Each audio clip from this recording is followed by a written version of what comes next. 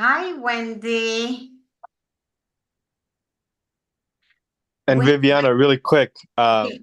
I failed to communicate with you, but Wendy and Sessa are presenting today. Yay. Okay. We were wondering, it's like too many cooks in the Yeah, kitchen. And yeah, great. So that's so fabulous. thank you all for doing that. Yes, very good. So, we have scheduled the meeting to start at 11:45. We are going to give people a couple of minutes to get in. So good to see all your faces. We saw some of you in January in the in-person meeting, but great to see people.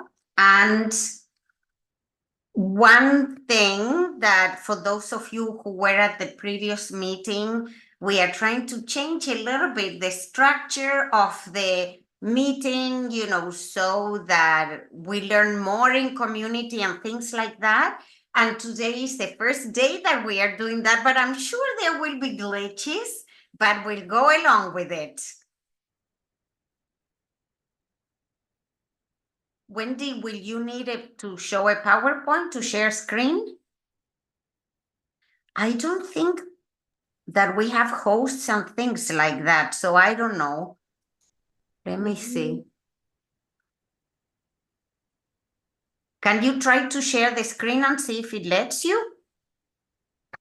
It will not. Okay, so when it's your time, probably I'll make you the host. The funny thing is I don't even know that if I'm the host. Oh, I am the host. I can Yes, switch it. you will have to do that I'll because switch it. Yeah, I'll I switch it to cannot. Wendy. Yeah. Okay.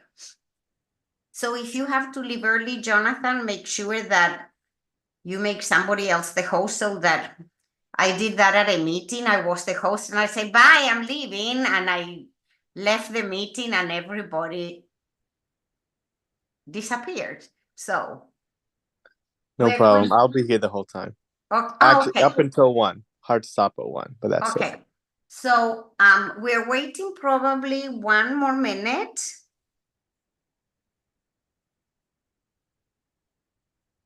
And we are going to start the meeting.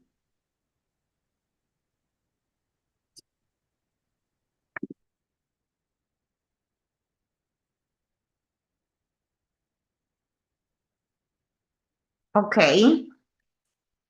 I would like to get started because I know you all have places to go.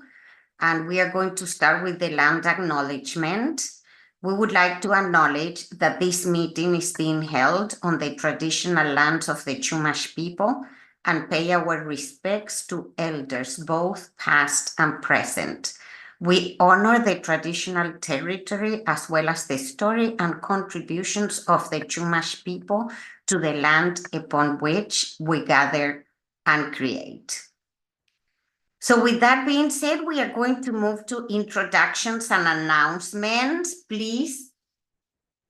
Remember that we are keeping the announcements a little bit brief. If you have a list of events that you want to actually showcase, maybe put them in the chat and we are going to try to capture them and then send them to the group. So I'm going to start according to my screen.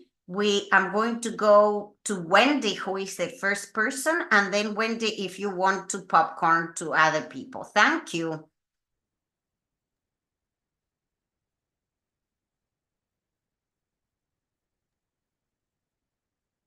Can you all hear me? Yes. Yeah. Okay. Good morning, everyone. Wendy Guzman from Standing Together to End Sexual Assault. And I'll popcorn to St. George Youth Center, YMCA. Thank you, Wendy. Good morning, everyone. My name is Raul Macias. I'm the director here at the St. George Youth Center, YMCA. And I'll popcorn Maya. Hi, everyone. My name is Maya. I have she, her pronouns, and I work with the IVCSD. I will popcorn over to Lisa. Hi everyone, Lisa Oglesby, Isla Vista Food Co-op, and I will do, Ileana. Hello everyone, I'm Ileana Castro. I'm from the Isla Vista Food Co-op as well, the outreach manager. And one really quick announcement we have is that my position is actually going to be up for grabs in about 2 weeks. We are hiring for the outreach manager. So if you or anyone in your office might be interested, it is a part-time position with the potential for full-time, and it's on our website. Thanks, everyone. Ileana, would you mind sending, you can send it to me, the job announcement, and then we can send an email to the group with that information? In Yeah, case I'll definitely do that Thank after the you. meeting. Thank you. Can you popcorn? I will popcorn over to Fernando Cuevas. Hi everyone, my name is Fernando Cuevas. I'm with the Pardell Center at UCIV Group.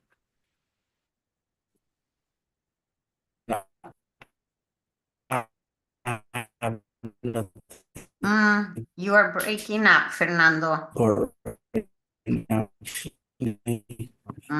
But I will pop on to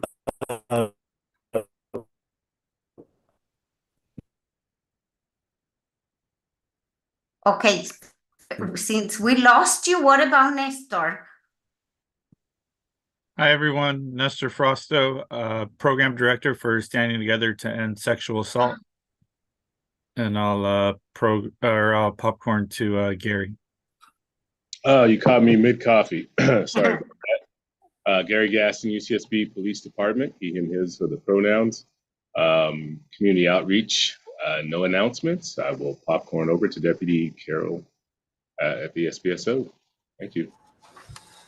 Hey everyone, Colby Carroll, Isla Vista Foot Patrol Community Resource Deputy. And my update, I think, is later on in the agenda, so I'll just hold it till then. Thank you. Popcorn? Oh, sorry, I'll popcorn to IVR PD.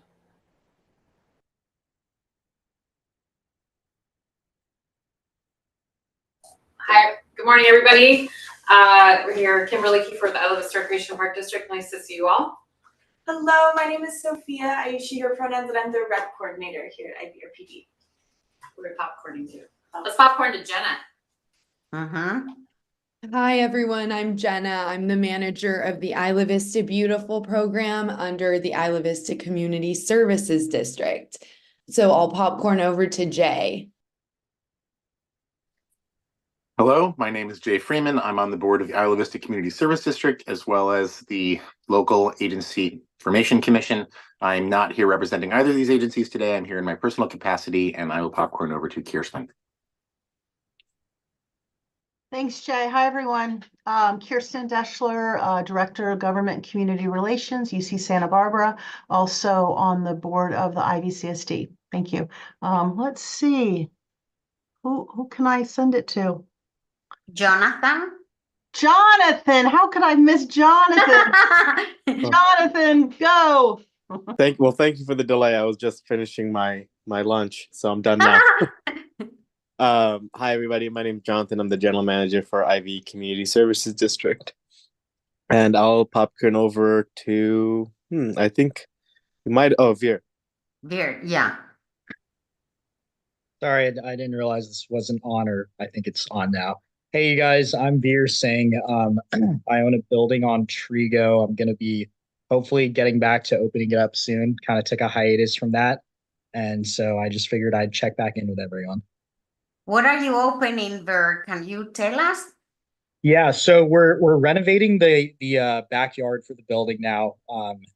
Put in a bunch of gazebos and like palm trees and whatnot, trying to beautify it. So aiming for spring quarter, but if not spring, we'll hold off until fall. So that's where we're at. Is it a restaurant for those? Yeah, it'll be a restaurant, and then we're gonna have a community space in the backyard area. So we're setting up, little stage area, full outdoor seating, fire pits, all that. So it's gonna be fun once it's ready. Great. I think everybody has gone. And Lisa, can you tell us an update when the food co-op is opening downtown? Technically, it's open now. Oh, wow. Because but in a different way. We're in a period of transition. So we are running operations there and we're bringing things in and we're going through a transition, but it won't be like what you're used to in IV until April when all of the back end pieces can talk to each other. But members can get their discount if they show their card.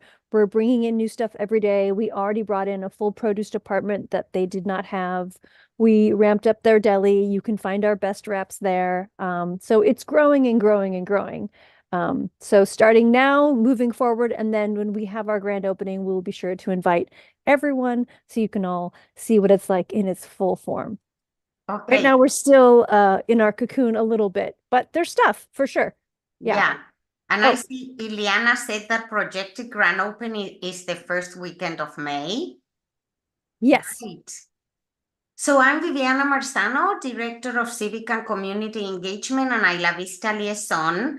And though the EVPLA is not here yet, I really, really want to congratulate them for the fabulous event that they put together last Friday. For IV votes, they had like a couple of food stands and a very nice decoration and bands and tabling for a lot of our groups that do voter registration and work on elections. And Monique Limon, Representative Monique Limon, was there and spoke to all those present for around 30 minutes, and she actually fielded a lot of questions. It was super, super inspiring. I think the students really enjoyed hearing her. And with no further ado, should we move to Stessa's? So for those of you who haven't been coming lately, we are trying to showcase a different partner every meeting. So please, if you would like to present at the next meeting, send us an email. You can send Lisa Osborne an email. She sends the announcements and we will include you. We are looking for a 10-minute presentation at the beginning of each one, and also Q&A and brainstorm about ways in which we can collaborate.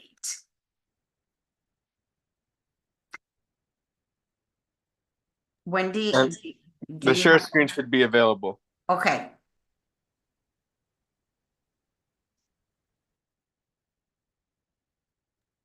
Okay. Can everyone see the screen? Yes. All right. And Nestor Frosto, who's on the meeting, will also be co-facilitating with me. So thank you everyone for having us today, be the first spotlight of the year. Nestor, I'll have you take it away. Hi, everyone. Happy to be here and share a little bit about Stessa and answer any questions that you may have. We'll start off with our history. So, if you could. Stessa was formerly known as the Santa Barbara Rape Crisis Center. We started off in 1974 in the garage of one of our three founders, Muff's Garage. They started by creating the first ever crisis hotline here in Santa Barbara. Like I said, it was in the garage. We had a 24-hour hotline, and it grew and expanded into the service over the years. Across our 50 years, we are actually celebrating our 50-year anniversary this year in May. We'll be having our Chocolate Divine fundraiser and event where we'll be celebrating our 50-year anniversary. So we're excited to have put services on for our area for these 50 years, starting off in Santa Barbara and now into our service area, which includes Isla Vista.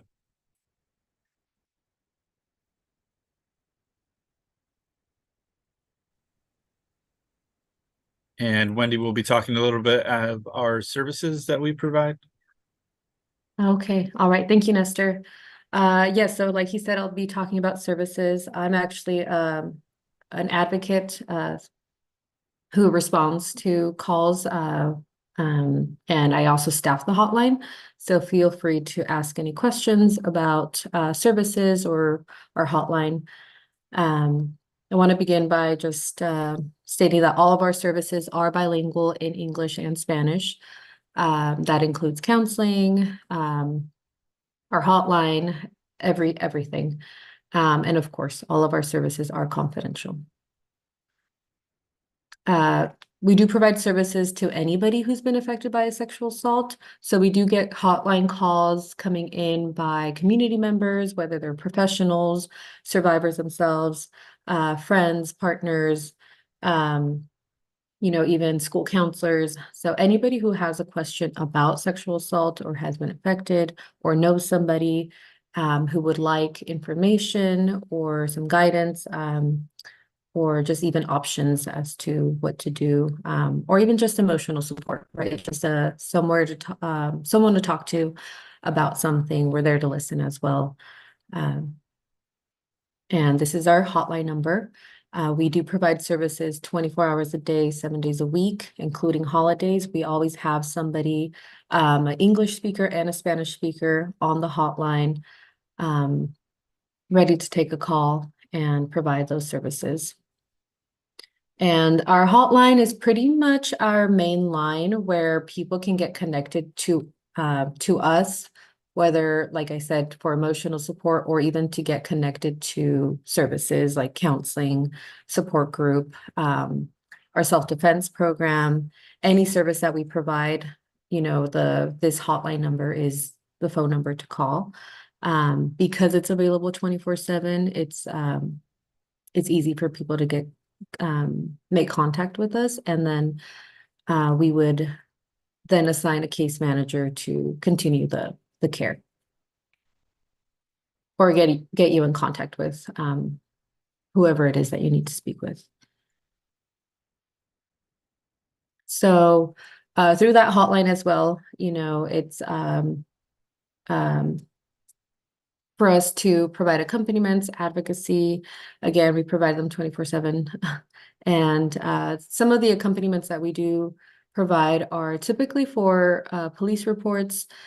We do work with IV Foot Patrol, UCPD, and we do go out there, provide emotional support, advocacy, offer our clients information about reporting, about medical exams, their options, let them know what their rights are. And our law enforcement does a really good job at doing that as well.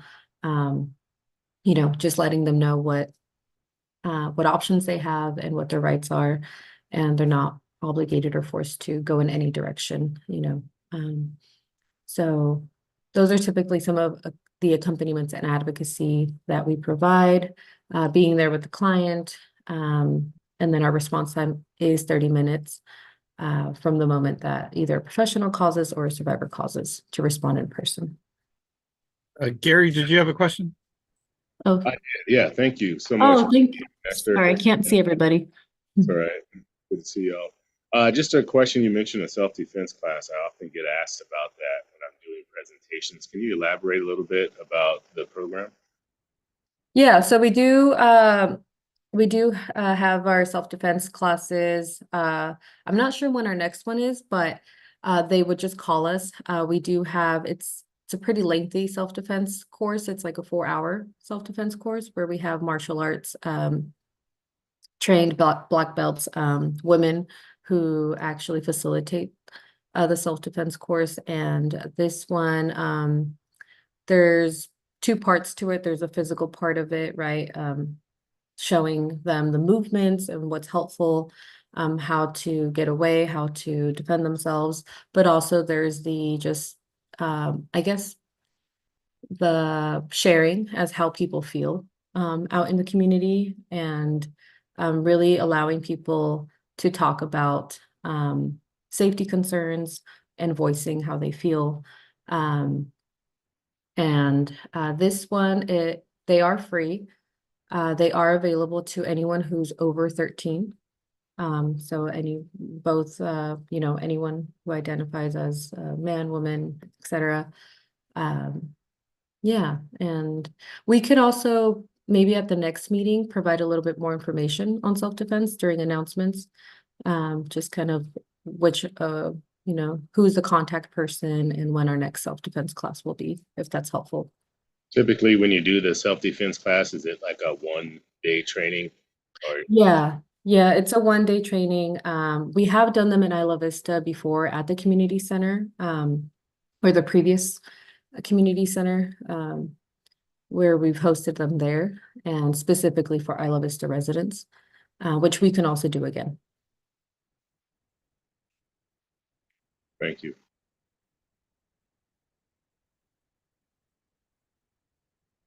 And any other questions about accompaniments or advocacy before I move forward to counseling services? Okay. So we do provide counseling services. We do have a few programs. We have our crisis counseling. That one's typically more of a walk-in base, free of charge, available during office hours, and case by case. We do assess when we meet with clients, depending on where they are in, their healing, and also when the sexual assault occurred. So based on our assessments, we do assign them to either crisis counseling, long-term counseling, and then we do have support groups as well that meet on a weekly basis at a low cost. So our crisis counseling is free. Our long-term counseling is at a sliding scale. So it just depends how much, our clients are able to pay. We don't turn anybody away if they're not able to pay. Our goal and our priority is that people are receiving support during a difficult time. And we do work with the empowerment model. So when we respond, when we engage with any of our clients, we keep our personal opinions to ourselves. We're not there to tell anybody what to do or how to do it. We simply are there to provide information, options, whether it's legal, medical, emotional support, or referrals. We're there as a resource, and we're there to support whatever decision our clients make, and also to advocate, to make sure that their needs are met.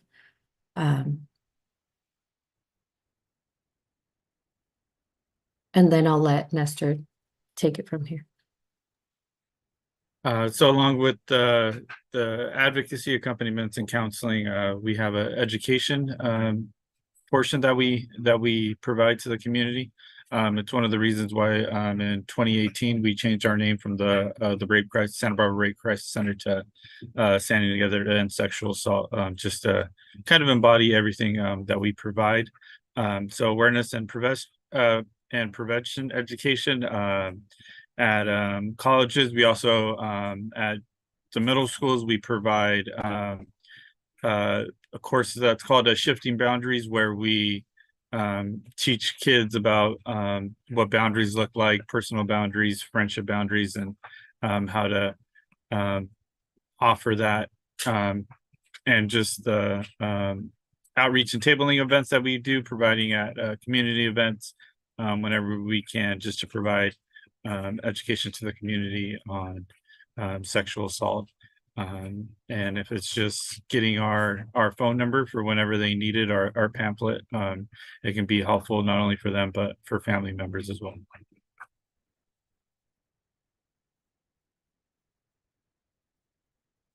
And these are our social media handles. We're on Instagram, Facebook, and on Twitter, which is now X.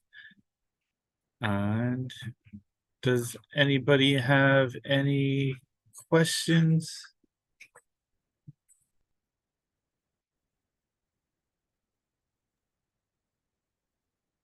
No questions?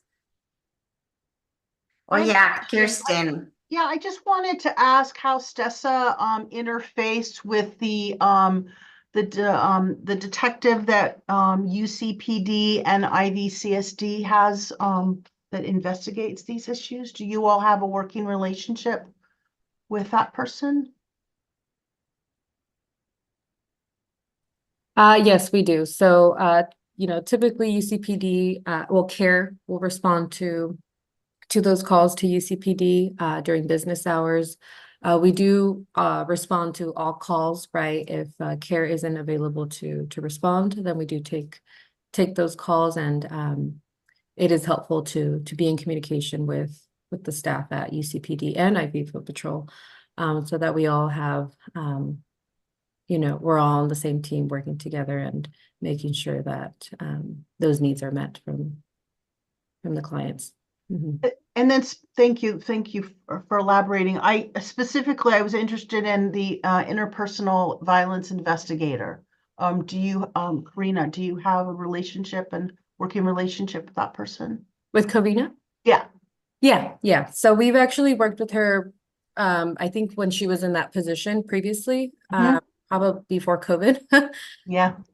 We were actually working with her closely back then, and I know that there was a break there, and then I think she's back on. So yeah, we are working on building that relationship again, and yeah, we also do have our Isla Vista Survivor Resource Center in Isla Vista, right? So we're actually working on getting that set up and engaging with UCPD IV Foot Patrol again. So, look out for our emails and us reaching out. We do want to make sure that we're providing that outreach about the Isla Vista Resource Center, and we'll probably do an announcement in the future as well, once that's set up, so that everyone's aware of it. Do you have a physical place already for that? Yeah. Yeah, we've actually been working with Maya. Great. Yes, so we're working on furniture right now and arranging it.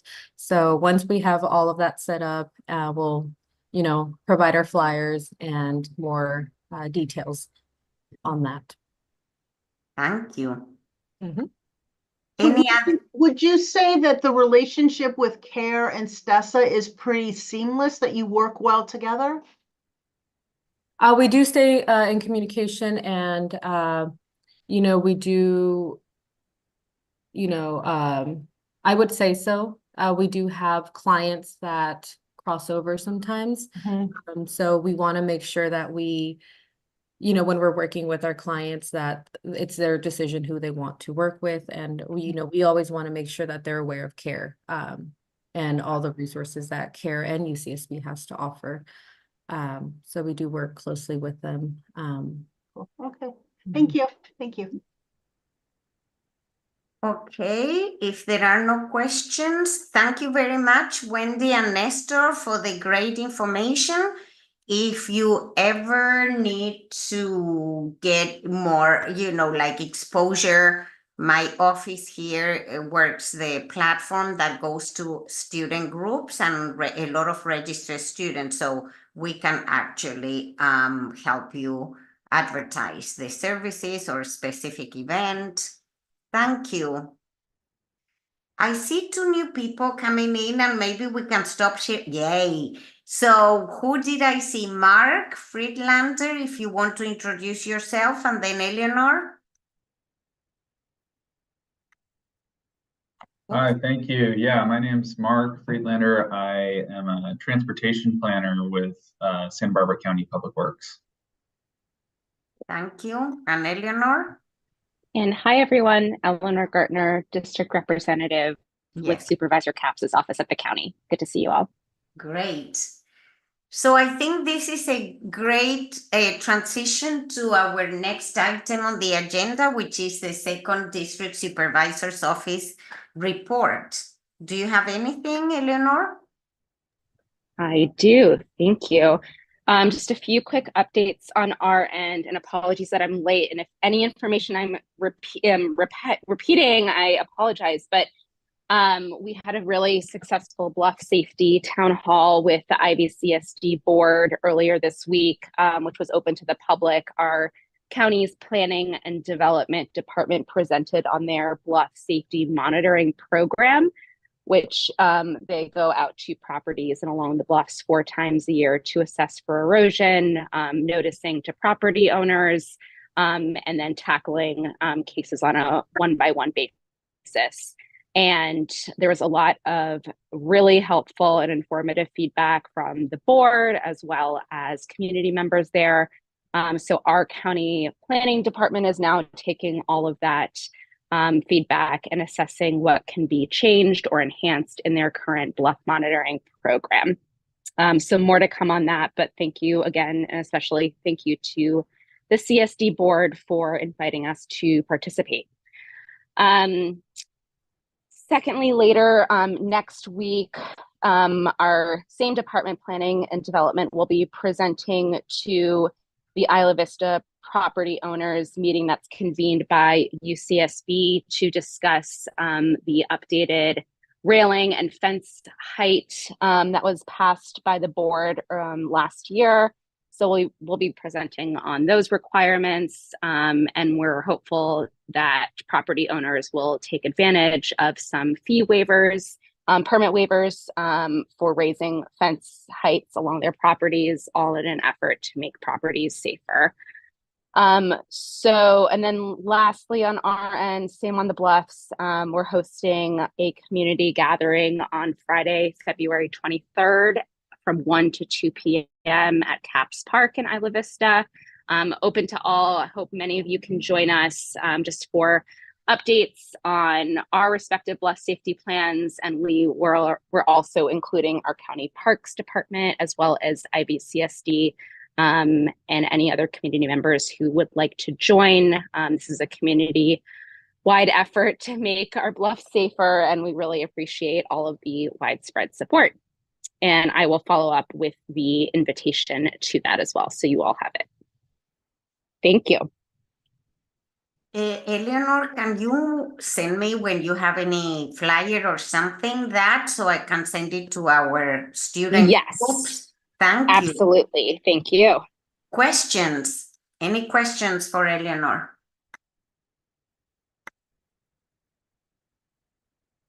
No questions. Okay, so let's move to the next item in the agenda with the IVCSD update.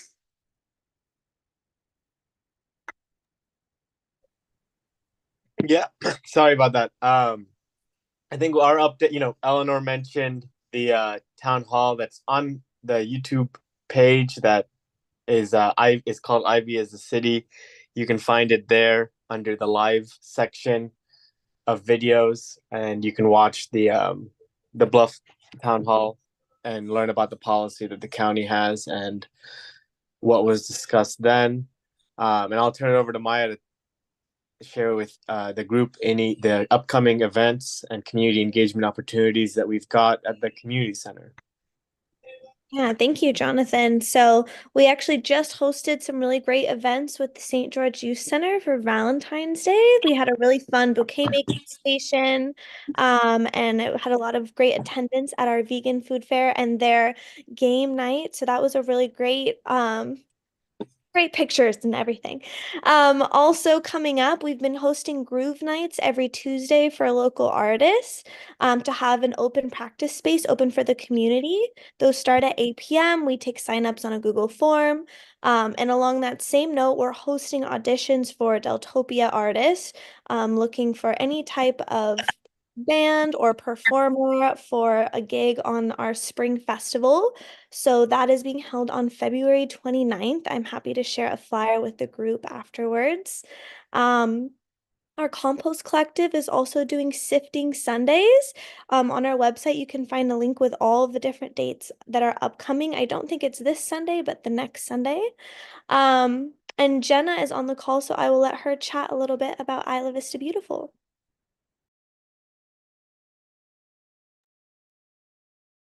Hi, everyone. So we are actually hosting a volunteer opportunity on March 7th from 2 to 4. And we're basically just gathering as many people as possible to go around Isla Vista and scout for issues with sidewalks and roads so that we could then report all of those to the county and hopefully get them fixed. We're also working on adding art around the community. So I recently did kind of a master plan where I went around and documented all the potential locations. So if you know any property owners who might be willing to have us install a mural on their property, please let us know. And we've also planted some new wildflowers or wild native plants in the planters near the parking lot on Pardal. So you can go check that out. That's it for me. Thank you, Maya. And Jenna, any questions for them? No? Okay. Next is associated students in IV, but I don't see anybody representative. I don't know, Fernando, if you have any update or... I don't have any updates at all right now at this moment, but thank you. Okay. Now moving along really quickly. Yes, Kirsten. I'd like to ask Fernando a question. When you introduced yourself as Pardell Center and then UCIV. And can you just explain to me what UCIV is and what the role is of that group? Yes. So the UCIV group, what it is, it's a non-police affiliated. We go out Fridays and Saturdays from 9:30 p.m. to 12:30 a.m. And we are stationed at Camino Pescadero Park. And the goal is to be to approach the students and anybody in IV that needs any help, giving Narcan, fentanyl strips. If they are intoxicated and they have a hard time getting home, we will get an Uber for them to get to home. We'll walk them to their house, or we'll take them to the Pardal Center to sober up. We have a water station, snack station, and we have charging station. And we have a group of 6 people. 3 individuals will be walking around Isla Vista with walkie-talkies, Narcan, stop the bleeding wood kits, a first aid kit. And the intention is just to be friendly, just to help you, in case they feel that they can't reach out to police officers, they can reach out to us. And that's pretty much what it is. We have nothing against the police.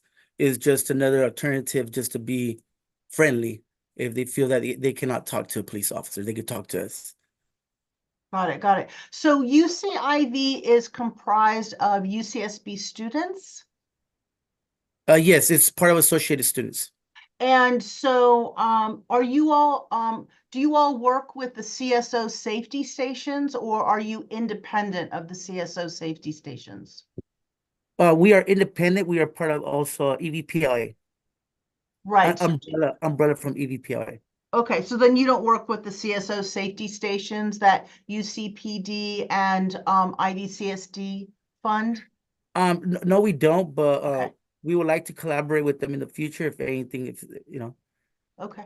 Yeah, I think there might be some nice opportunities as we go into the Spring Festival to coordinate with UCIV and the work of the CSO stations, and also in terms of water stations. I know there was a bit hiccups last year. I know we're not talking about Spring Festival, but I'd like to make sure that we're all working together as we move into the Spring Festival planning. So thanks for identifying yourself as working on UCIV. I appreciate that.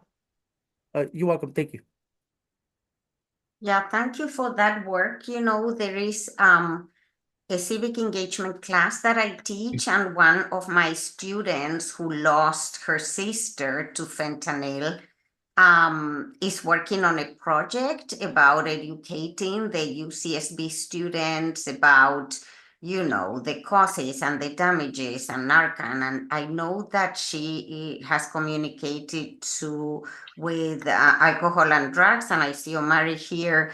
And I also learned that there is an outside group from UCSB.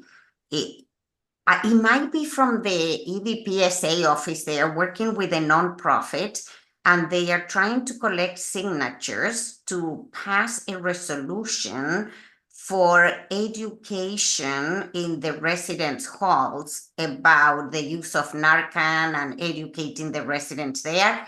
Take what I'm telling you with a grain of salt, because I don't know a lot of it, but that's part of that work. And So I have a couple of students in the class who are working also on that. I don't want to speak for them, but I know that there is work done around that, which I think it would be super good. I know that Salud Carvajal announced in December that they have passed a bill about basically the sale of fentanyl being like a crime, a homeland security issue. And they are going to penalize those people that sell them also more harshly. Again, don't quote me exactly, but I know that there are a lot of things that are happening around that. So I think I will keep you informed and probably connect the students in my class with some of you who offer these resources. And I think this is a good moment, since we are talking about this, to get Omari to introduce himself, and then Margaret Clahum. Hello, everyone. I'm pretty sure most everyone here knows me. Omari Pryor from the UCSB Alcohol and Drug Program. I do prevention, communication, also supervise our student interns, Life of the Party, assist with Gauchos for Recovery interns, and the overdose prevention peers that we've recently brought on board as well. We are working with the associated students. They're looking at doing a week of prevention for information and safety prevention for the students the week before Deltopia, and we're including all of our programs in that as well. Additionally, I'm looking to reach out to, I'm glad Gary's here, because I'm looking to find out who's running the CSOs, because I'd love for Life of the Party to give maybe a presentation to the CSOs to give them a little more information and background for alcohol, drugs, party safety, things to look for. Too much, training and education, there's no such thing. So I'm looking to do that as well. And if anyone has any collaborations or would like any presentations from any of our areas of focus, please contact me and I'll set that up. Thank you, Mary. Margaret, and also if you have any announcement.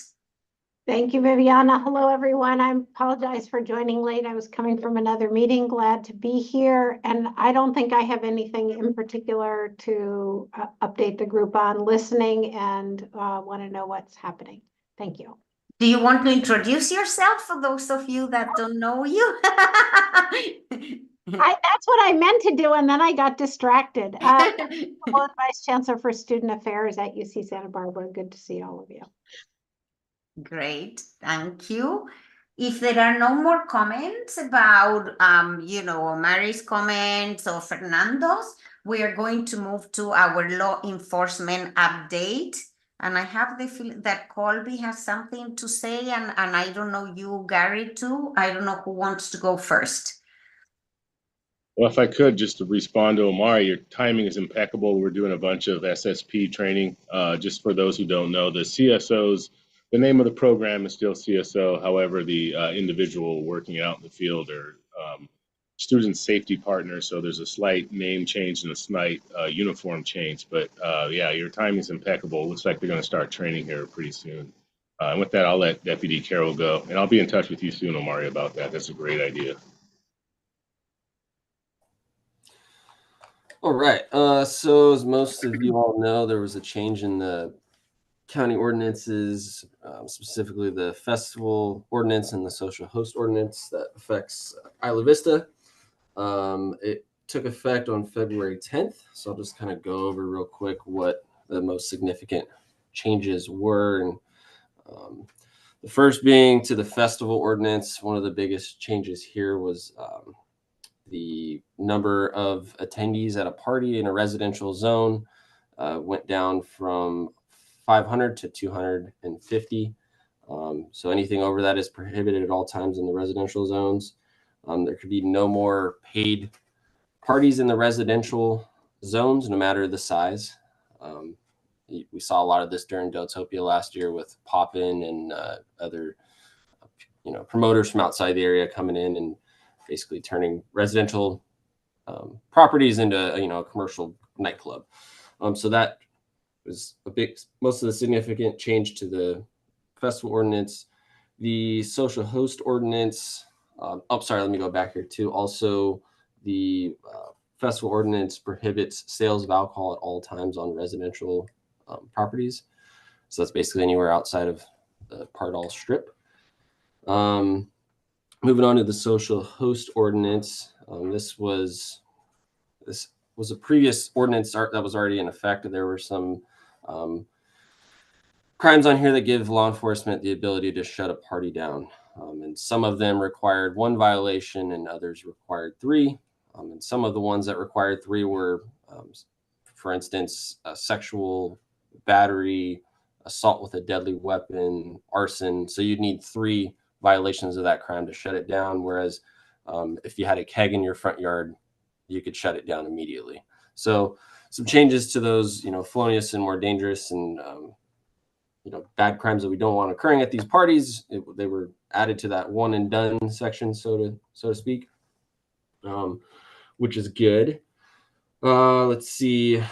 We also added, the Board of Supervisors added that if anyone's on the rooftops, balconies, or raised structures, that parties can be shut down with that, which should hopefully encourage the residents and party goers to not go on top of rooftops or balconies or the bluff's edge. They want the party to get shut down, and it'll hopefully increase safety there. Any party or concert that's selling alcohol without a permit. Let's see. And if parties are blocking the roadways, we see a lot of this on Friday, Saturday nights, and especially during Deltopia, which the parties spill out to the roadway. DJ's playing in the front yard. Now the roadway is the dance floor. It really inhibits law enforcement and medical services from getting to and from calls for service. I would say those are kind of the most major and significant updates to both the festival ordinance and social host ordinance. We are taking an education first approach here the next month and a half or so, leading up to Deltopia. That way, by Deltopia, everyone knows that the ordinances are in effect and they will be enforced. We have a PDF with all this information on our website, sbsheriff.org. I'll link it in the chat here so you all can take a look at it. It has all of what I've described and much more in finer detail if you feel like reading through it. And with that, I'll take any questions. So yes, I actually have a question. Yeah. So I don't remember who told me this or where we were when they told me this, but I heard in the last week somebody was saying that there are now paid party people that are dragging large quantities of sound equipment onto the beach, potentially. And that was just the person who was saying this. I don't have any reason to understand why this would make any sense, but potentially to somehow skirt the ordinance about being the residential zone. Because I feel like the beach is even worse for people doing stuff like that. But do you know anything about this? Apparently they're even charging for the access to the party on the beach. I have not heard anything of that manner. If that were the case, there'd be plenty of ways law enforcement can go down there and enforce similar sections. Maybe not with the festival ordinance or social host ordinance, but other potential issues that would arise from them partying on the beach like that. Okay, thank you so much. Mm-hmm. Any other questions?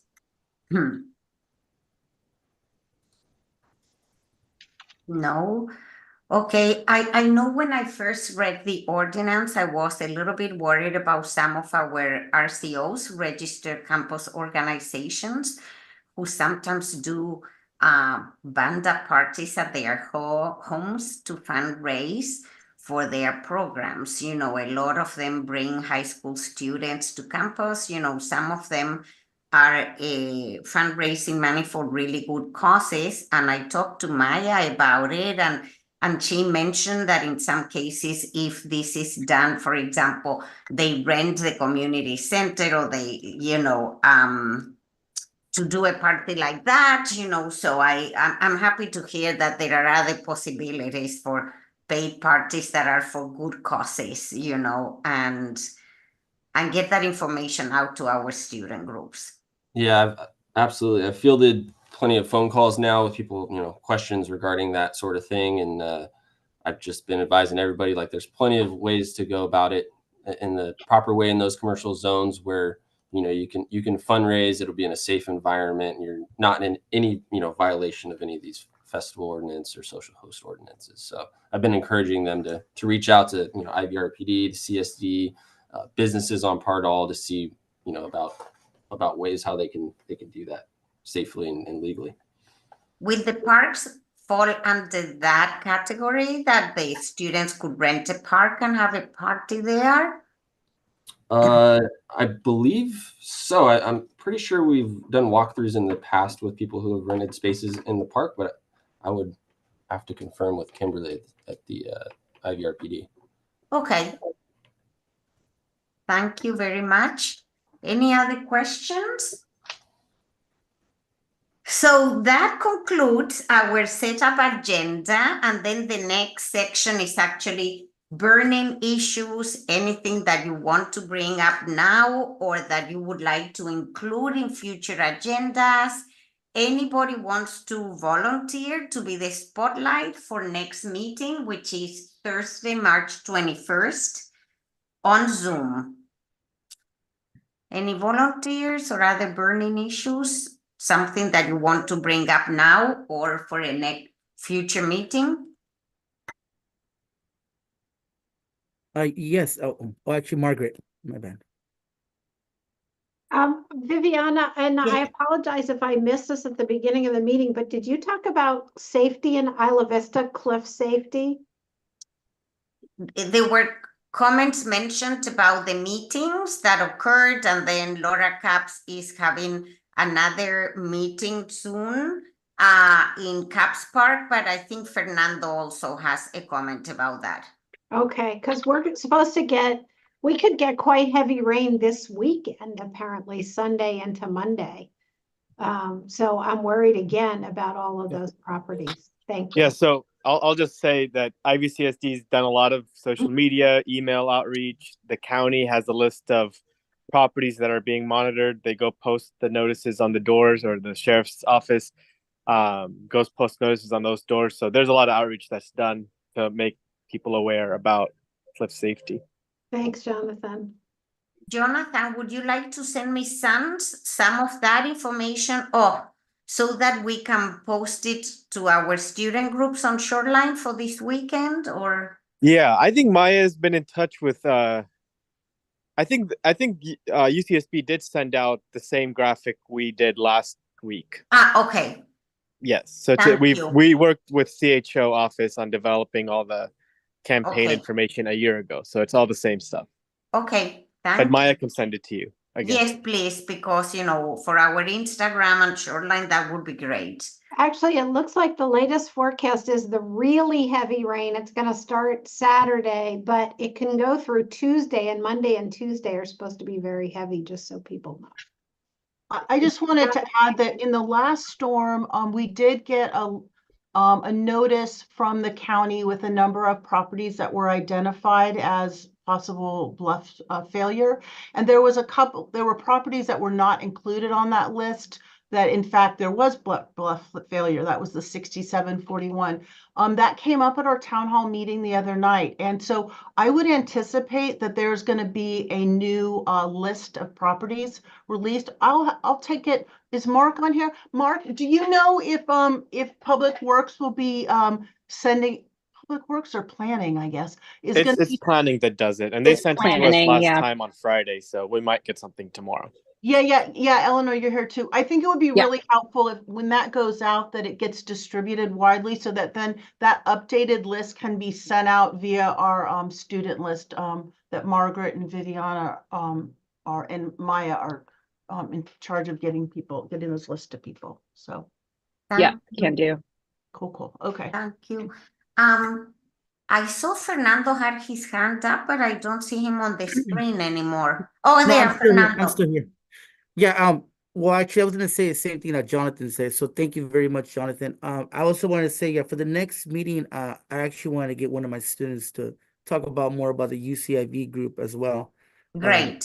So you can put me down for that for sure. Yeah, so you will be the spotlight then. Yes. Thank you. Any other business or burning issues we want to include? Ileana.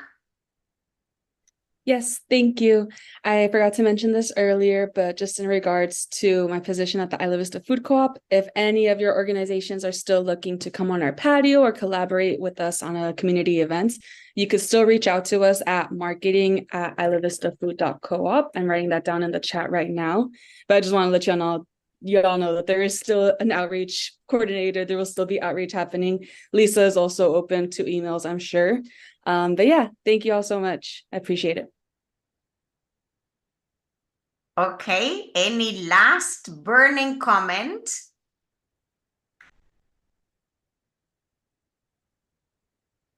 No, so thank you everybody for coming. I personally feel that today was a very informative meeting, that we learned a lot, and that's why we have instituted these changes in this group, because that's what we want. So don't be shy about volunteering your organization to be a spotlight. Thank you everybody for the work that you are doing with the community and for the community. And again, the next meeting is Thursday, March 21st on Zoom. Thanks, everybody. Thank you. Thank you. Thank you.